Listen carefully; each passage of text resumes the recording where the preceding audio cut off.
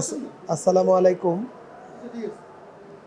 ঈদ পরবর্তী যে গড়মুখী মানুষ ঢাকায় ফিরছে, আমরা আমাদের পূর্ণ প্রস্তুতির মাধ্যমে আমরা আমাদের ট্রেনগুলিকে সঠিক সময়ে চালানোর চেষ্টা করছি।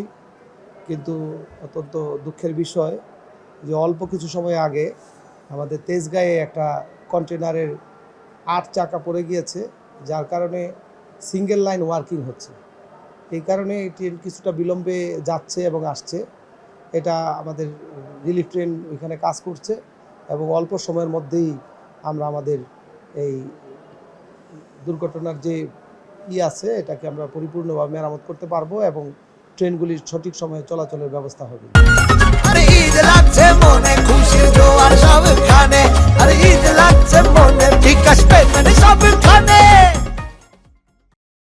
না না, কোনো আহত হয়নি, কিছুই হয়নি। একটি কন্টেনারের ৮টি চাকা পড়ে গিয়েছে, মানে ডিরেল হয়েছে।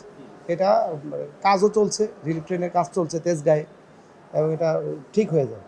আমাদের সকাল থেকে এই পর্যন্ত ২৭টি ট্রেন ঢাকায় প্রবেশ করেছে এবং ঢাকা থেকে বিভিন্ন গন্তব্যে ২৮টির মতো ট্রেন বিভিন্ন গন্তব্যে ছেড়ে গিয়েছে এবং এর মধ্যে আনুমানিক ৪টা থেকে ৫টা ট্রেন ঢাকা থেকে একটু বিলম্বে ছেড়ে গিয়েছে। ঢাকায় আসার মধ্যে এরকম কোনো নাই, আমরা এরকম কোনো যাত্রীর কাছ থেকে অভিযোগ পাই নাই যে এই ট্রেনগুলি বিলম্ব হয়েছে।